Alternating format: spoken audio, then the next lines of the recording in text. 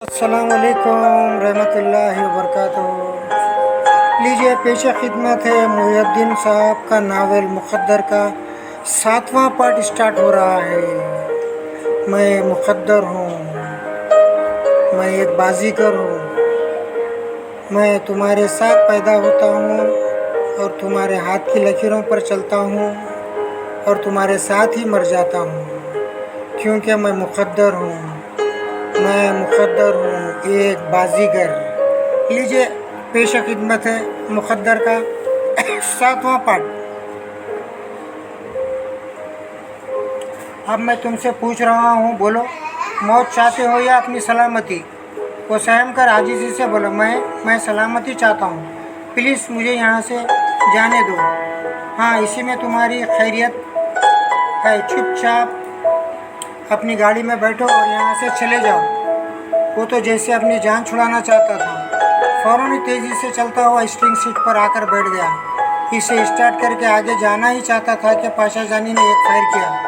ठाई की आवाज़ के साथ ही उसकी कार का एक पहिया पंक्चर हो गया। आईनी फायर की आवाज़ सुनकर चौंक गई। एकदम सहम कर दिल में गड़गड़ाने लगी, या खुदा, ये मेरे साथ क्या हो रहा है? एक मुसीबत से निकलती हूँ, दूसरी मुसीबत में फंस जाती हूँ। मेरे मालिक, मुझ पर रहम फरमा, मुझे किसी तरह उरूज के पास पहुँचा दे। इधर जव्वाद ने खौफजदा होकर पाशा जानी से पूछा, ये तुम क्या कर रहे हो? वो बोला, तुम्हें बेकार कर रहा हूँ। मैं नहीं चाहता कि तुम मेरी टैक्सी का पीछा करो। मैं तुम्हारा पीछा नहीं करूँगा। मैं अपनी मम्मी की कसम खाकर कहता हूँ, प्लीज़ मुझ पर गोली ना चलाना। मैं चुपचाप यहाँ बैठा रहूँगा, तुम ऐनी को लेकर चले जाओ। वो इसे गन पॉइंट पर रखकर उल्टे कदम चलता हुआ टैक्सी की स्टीयरिंग सीट पर आ गया। ऐनी ने पूछा, ये क्या हो रहा है? ये गोली किसने चलाई थी? वो टैक्सी स्टार्ट करके इसे आगे बढ़ाते हुए बोला, ये तुम्हारी बदनसीबी है। तुम देखते हुए भी कुछ देख नहीं पाती कि तुम्हारे खिलाफ क्या कुछ होता रहा था। बहरहाल तुम्हारा मुक़द्दर अच्छा है।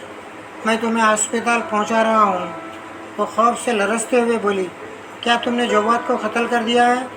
नहीं, सिर्फ इसकी गाड़ी का एक पहिया पंक्चर किया है ताकि वो तुम्हारा पीछा ना कर सके।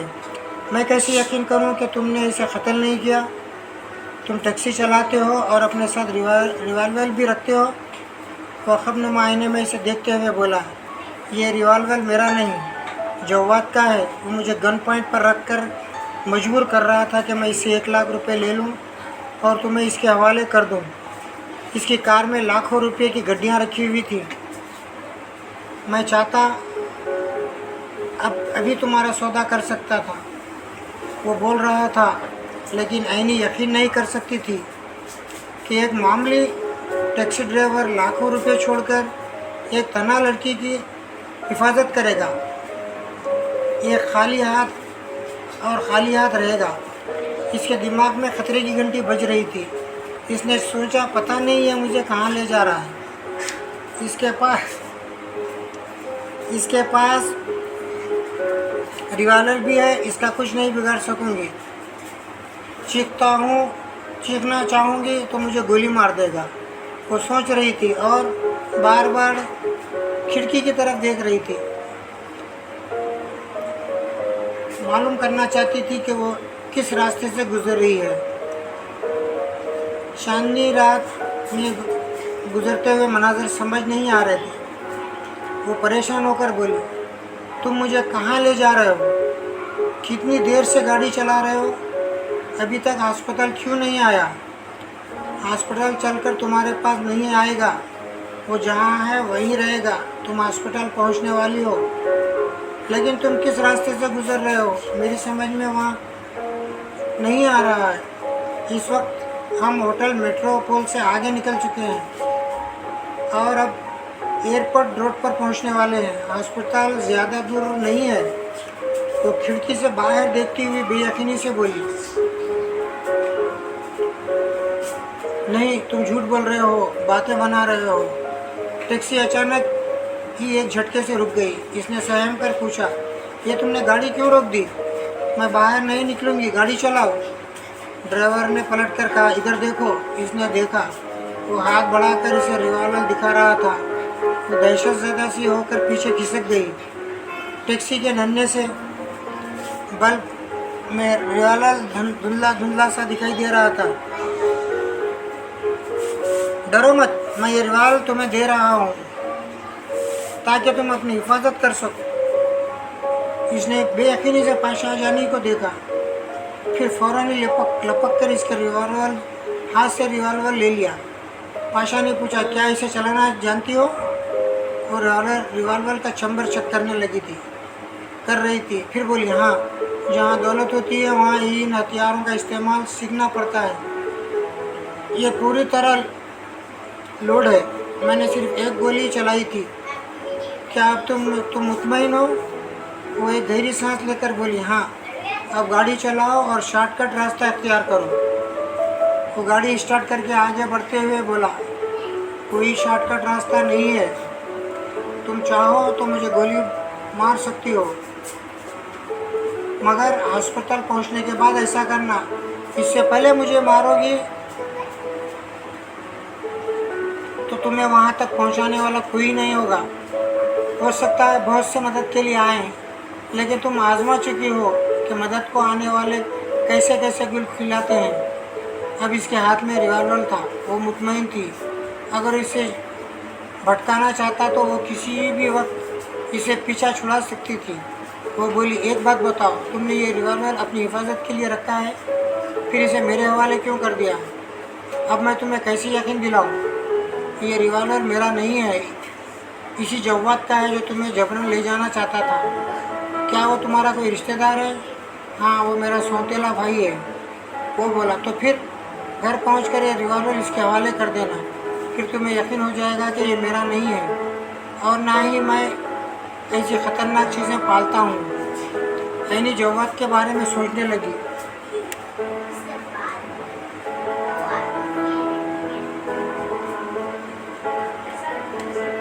ऐनी जव्वाद के बारे में सोचने लगी कि वो इसे जबरन अपने साथ क्यों ले जाना चाहता था। पाशा जानी के बयान के मुताबिक जव्वाद ने इसे गन पॉइंट पर रखा था, लेकिन पाशा ने इसे रिवॉल्वर छीन लिया था। इसकी कार के एक पहिए को पंक्चर कर दिया था। पाशा जानी का यह बयान झूठा हो सकता था, लेकिन जव्वाद का रिवॉल्वर इस वक्त ऐनी के हाथ में था और ये इस बात का सबूत था कि जव्वाद ने यकीनन पाशा जानी को गन पॉइंट पर रखा होगा। वो एक नीम अंधी लड़की का सौदा करना चाहता होगा। वो सोचती हुई नज़रों से पाशा जानी को देखने लगी। विंड स्क्रीन पर नज़र जमाते हुए टैक्सी ड्राइवर कर रहा था। ऐनी को सिर्फ इसकी पुश्त नज़र आ रही थी, इसलिए बड़े एतमाद से रिवॉल्वर इसके हवाले किया था। इसकी इस बात का खौफ नहीं था कि वह इसे कोई गोली मार सकती है।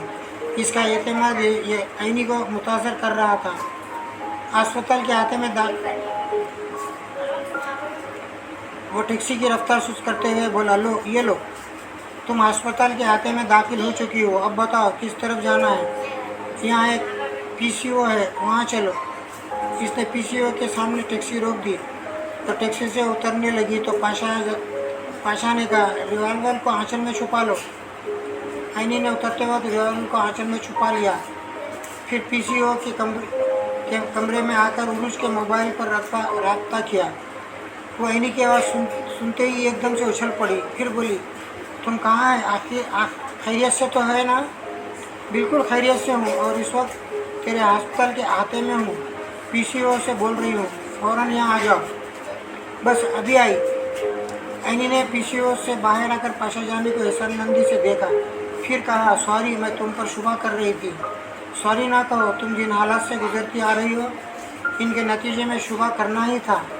मैं कौन सा तुम्हारा सगा हूँ जो तुम पर एतमाद कर लेती? मेरे जो सगे हैं वो काबिल एतमाद नहीं है। मैं फ़िलहाल जिस दुनिया में सांस ले रही हूँ, इस मुख्तसर सी दुनिया में मेरा कोई अपना नहीं है, कोई काबिल एतमाद नहीं है। वो बोला, ऐसा ना कहो, ये सहेली ज़रूर काबिल एतमाद है, इसलिए तुम सबसे पहले इसके पास आई हो। वो मुस्कुरा कर बोली, हाँ, तुम दुरुस्त कहते हो, बस यही एक सहेली है जिसे मैं टूट कर चाहती हूँ और इस पर अंधा एतमाद करती हूँ। क्या ये अस्पताल में मुलाजिमत करती है? हाँ, इसका नाम डॉक्टर उरूज है। इसके वालिद सैयद तुराब अली शाह एक अच्छे बिजनेसमैन हैं। इनके पास मालो दौलत की कमी नहीं है, फिर भी ये यहाँ मुलाजिमत करती है। इसके अंदर दुखी इंसानियत के काम आने का जज्बा है और ये यहाँ अपने जज्बे की तस्कीन करती रहती है। वो उरूज का नाम सुनते ही चौंक गया। ऐसे ही वक्त इससे उरूज की आवाज़ सुनाई दी। वो दूर ही से चिल्लाती हुई आ रही थी, आईनी मेरी जान तू आ गई। वो दोनों सहेलियाँ एक दूसरे से लिपट गई, फिर फुट फुट कर रोने लगी। पाशा जानी एक तरफ खड़ा इन्हें देख रहा था और इंतज़ार कर रहा था कि उरूज इसे भी मुखातिब करेगी। आईनी रो रो कर कह रही थी, पता नहीं मुझे किस गुनाह की सज़ा मिल रही है। मैं शाम से भटक रही थी, तारीकी में, वीराने में और अपनों को पुकारती रही थी, मगर कहीं से कोई आवाज़ सुनाई नहीं दे रही थी। अगर कोई आता भी था तो वो दुश्मन होता था। मेरी समझ में नहीं आ रहा था कि मैं किस तरह दलदल में धंसती जा रही हूँ। यूँ लग रहा था जैसे मैं किसी वीराने से निकल नहीं पाऊँगी। वो बोलती जा रही थी और रोती जा रही थी। उरूज ने इसे थपकते हुए कहा, चुप हो जाओ, बस आंसू पोंछ ले, पहले कमरे में चलकर आराम से बैठ, मैं तेरे लिए खाने का इंतज़ाम करती हूँ, तो शाम से भूखी होगी। पाशा जानी एक तरफ खड़ा उरूज को देख रहा था। इन लम्हात में इसकी नज़रें उरूज पर जम गई थी। इसका इंतज़ार ही रह गया। ऐसे वक्त उरूज ने इसे देखा, फिर ऐनी से कहा, हमें चलना चाहिए, इस बेचारे ड्राइवर को रुखसत कर दो। ऐनी ने कहा, मैं तो खाली हाथ भटकती हुई यहाँ तक आई हूँ। उरूज ने पाशा जानी को देखा, फिर कहा, तुम ज़रा इंतज़ार करो, मैं पैसे लेकर आती हूँ। वो हाथ उठाकर बोला, नहीं, मुझे किराया मिल चुका है। ऐनी ने सवालिया नज़रों से इसे देखा, फिर पूछा, तुम्हें किसने किराया दिया है? झूठ क्यों बोल रहे हो? मैं झूठ नहीं बोल रहा हूँ। ज़िंदगी में कभी कभी किसी के साथ नेकी करने का मौका मिलता है तो मैं ऐसे वक्त नेकी करके दरिया में डाल देता हूँ। वो पलट कर टैक्सी में बैठना चाहता था। उरूज ने आगे बढ़कर कहा, रुक जाओ। पाशा को इसकी तरफ अपनी तरफ आता और रुकने के लिए कहना बहुत अच्छा लगा। यूँ लगा जैसे ज़िंदगी इसे अपनी तरफ बुला रही हो। वो करीब आकर बोली, रात के 2 बज रहे हैं, तुम बड़ी हिफाजत से मेरी मोहब्बत को मेरे पास ले आए हो, तुम्हें किराया लेना होगा। वो इसे बड़ी लगन से देखते हुए बोला, हाँ, मैं यही महसूस कर रहा हूँ कि मैं मोहब्बत को मोहब्बत के पास ले आया हूँ। मेरा मुक़द्दर मुझे मोहब्बत करना सिखा रहा है और मोहब्बत सीखने की ना फीस ले जाती है न दी जाती है। इसने स्ट्रिंग सीट पर बैठकर दरवाजे को बंद किया। ऐनी ने आगे बढ़कर कहा, पाशा जानी, तुम बहुत अच्छे हो, मैं तुमसे फिर मुलाकात करना चाहूँगी। आज दुश्मनों के हुजूम में मैं तुमसे अपने लगे हो, क्या फिर मिलोगे? इसने उरूज की तरफ देखा, फिर कहा, अगर तुम चाहती हो तो मैं तुम दोनों से मिलूँगा। उरूज ने पूछा, तुम्हारे पास कागज़ कलम है? मेरा फ़ोन नंबर नोट कर लो। इसने डैशबोर्ड के खाने से कागज़ और कलम निकाला, फिर उरूज के हॉस्पिटल का और मोबाइल का नंबर लिखने लगा। इसके बाद बोला, मैं कल किसी वक्त ऐनी की खैरियत मालूम करने आऊँगा। आने से पहले फ़ोन कर लेना ताकि मालूम हो सके हम यहाँ अस्पताल में हैं या घर में। पाशा जानी टैक्सी ड्राइवर करता हुआ वापसी के लिए मुड़ गया। वो दोनों खड़ी हुई से देख रही थी। पाशा ने अखबनुमा आईने को ऐसे जाविये पर रखा कि दूर तक जाने के बाद भी उरूज नज़र आती रहे। वो आहिस्ता आहिस्ता टैक्सी चला रहा था। स्ट्रिंग लाइट की रोशनी में खड़ी हुई उरूज दिखाई दे रही थी। आगे जाकर इसे मेन सड़क पर मुड़ना पड़ा। ऐसे वक्त वो हसीन नज़ारा अखबनुमा आईने से गायब हो गया। वो एक गहरी सांस लेकर वहाँ से दूर होता चला गया। वो दोनों अस्पताल के आते में आ गई। ऐनी ने कमरे में आते ही दुपट्टे में छुपे हुए रिवाल्वर को निकाला। उरूज ने अब इसे देखते ही चौंक कर पूछा, ये रिवाल्वर तेरे पास कहाँ से आ गया? वो बोली, ये मेरे सौतेले भाई जवाद हाशमी का रिवाल्वर है। वो इस रिवाल्वर के बल पर मुझे जबरन ले जाना चाहता था। अगर ये टैक्सी ड्राइवर पाशा जानी ना होता तो पता नहीं मुझे कहाँ ले जाता। आराम से बैठकर बातें कर, मैं तेरे लिए खाना गर्म करती हूँ। वो खाना गर्म करने लगी और इसे अपनी रुआदा सुनाने लगी और वो इसे अपनी रवादात सुनाने लगी। खाने के दौरान भी इसकी रवादात जारी रही। पुरुष बड़े दुख से और बड़ी मोहब्बत से इसकी तमाम बातें सुनती रही। फिर इसने इसे अपने सीने से लगाया, इसके पेशानी को चूम कर कहा, मैं सोच भी नहीं सकती थी कि तुझ पर ऐसी मुसीबतें नाजिल होंगी। ना जाने क्यों तेरे मुक़द्दर में मुसीबतें लिखी हुई थी। खुदा का शुक्र है कि खैरियत से वापस आ गई। वो बोली, यूँ देखा जाए तो जो मुक़द्दर बिगड़ गया था वही मुझे ये बहिफाजत तेरे पास ले आया है।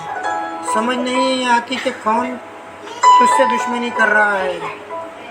तेरी रवादात सुनने के बाद यही बात समझ में आती है कि तेरा सौतेला भाई जव्वाद ही ऐसा कर रहा है। इसने गुंडे तेरे पीछे लगाए हुए थे जो तुझे अगवा करना चाहते थे। आखिर में वही हुआ, रिवाल्वर लेकर आया था और तुझे जबरन अपने साथ ले जाना चाहता था। आईनी ने कोई जवाब नहीं दिया, वो किसी सोच में गुम हो गई थी। पुरुष ने पूछा, क्या सोच रही है? वो चौंक कर बोली, वो मैं इस ड्राइवर के बारे में सोच रही हूँ। अगर वो ना होता तो क्या होता? पुरुष को खदावर जवान याद आ रहा था। इसने इसे महज एक ड्राइवर समझकर नज़रअंदाज किया था, लेकिन आईनी की रवादात सुनने के बाद इसकी अहमियत का एहसास होने लगा। वो बोली, वो एक टैक्सी ड्राइवर है मगर नहायत दिलेर और ईमानदार है। यकीन नहीं आता कि इसने तेरी खातर लाखों रुपये छोड़ दिए।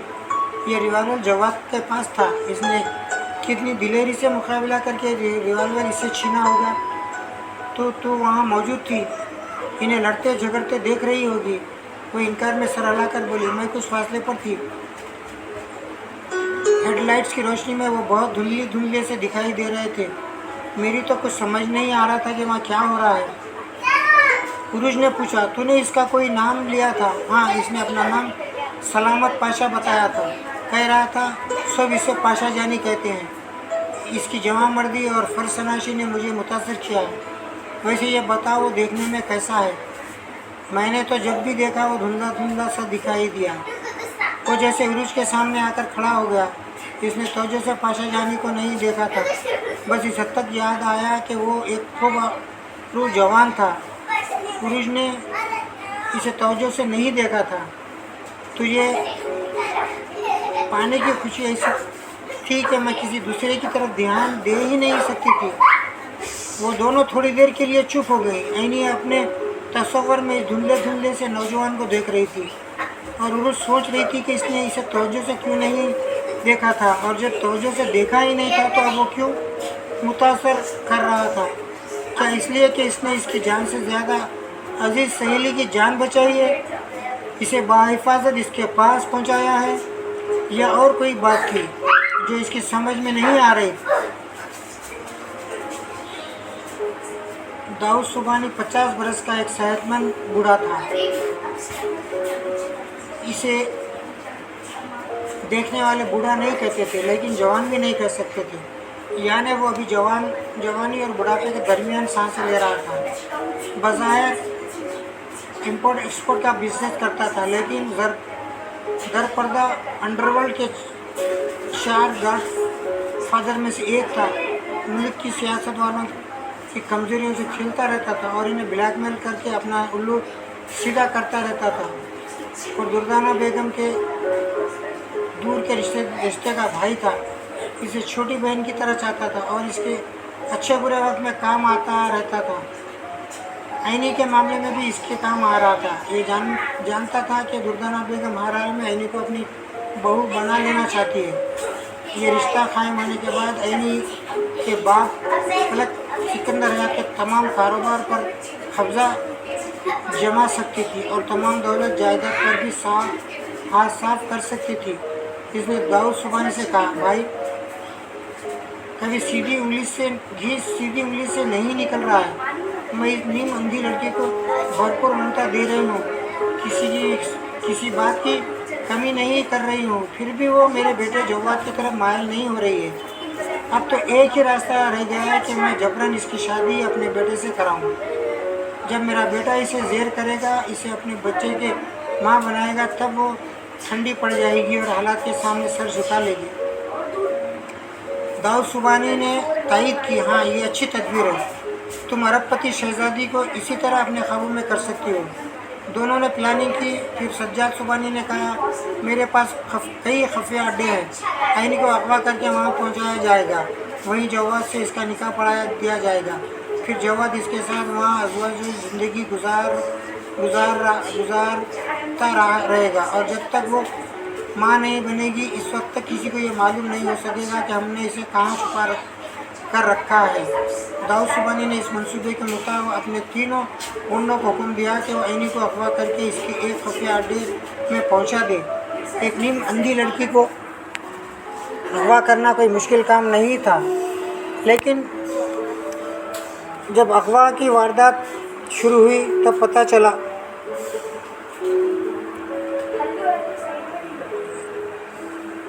एक अंधी लड़की को करना कोई मुश्किल काम नहीं था, लेकिन जब अगवा की वारदात शुरू हुई तब पता चला कि लड़की तो तरने वाला नहीं है, आसानी से हलक में नहीं उतरेगी। दुर्दाना ने आधी रात के बाद फ़ोन किया और दाऊद सुबानी को बताया कि इसके 3 हवारी नाकाम हो गए हैं। ऐनी हाथ आते आते पुलिस की कस्टडी में पहुंच गई है। दाऊद सुबानी एक घंटे बाद इससे मिलने के लिए आया। फिर बोला, पुलिस के महकमे में मेरी पहुंच बहुत दूर तक है, मैं ऐनी को पुलिस कस्टडी से निकाल कर अपने खुफिया अड्डे में पहुंचा सकता हूं। दुर्दाना ने कहा, फिर तो आपको ये काम फ़ौरन ही कर लेना चाहिए, वरना पुलिस वाले इसे इसके घर पहुंचा देंगे। अब इस घर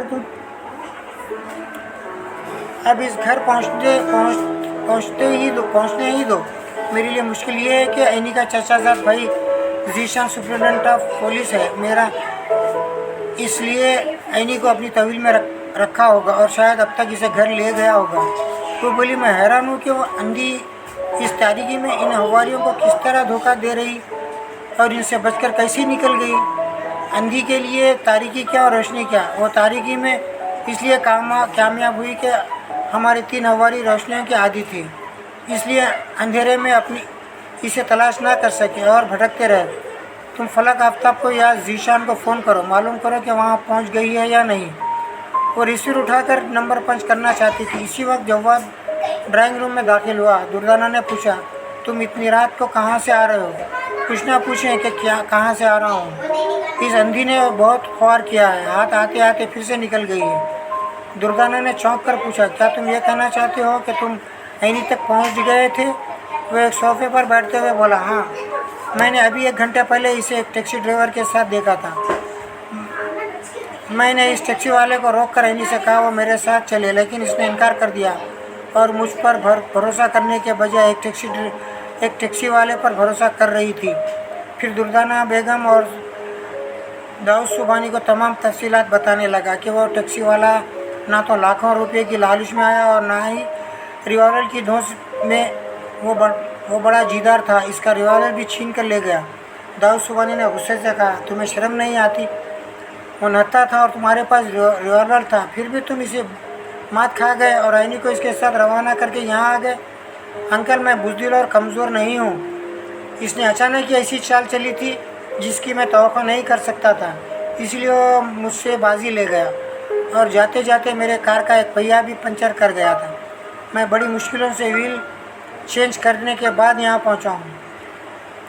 दुर्दाना बेगम ने नागावारी से कहा, लानत भेजो इस ड्राइवर पर। मैं तो सोच रही हूँ कि आखिर वो टैक्सी में बैठकर कहाँ गई है, क्या अपने घर पहुँच गई है? जवाद ने कहा, मैं यकीन से कह सकता हूँ वो घर नहीं जाएगी, इस ड्राइवर के साथ रंगरलियाँ मनाती रहेगी। दुर्दाना ने इसे डांट कर कहा, क्या बकवास कर रहे हो?